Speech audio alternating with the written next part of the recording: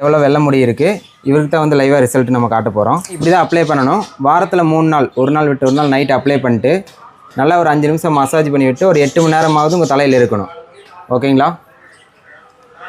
ஆனால் தலையில் கம்பல்சரி இருக்கணும். 8 மணி நேரமாச்சு இருக்கணும். எந்த அளவுக்கு வந்து உங்களுக்கு அந்த ஆயில் வந்து ஸ்கேல்பில் இறங்குதோ அந்த அளவுக்கு தான் உங்களுக்கு ரிசல்ட்டுங்கிறது உங்களுக்கு இருக்கும். வர்ற முடியும் நல்லா பிளாக் ஆகும். யூஸ் பண்ணதில் என் கையில் பார்த்தீங்கன்னா எதுவுமே ஒட்ட கிடையாது. இது டை கிடையாது, ஹேர் ஆயில். ஓகேங்களா?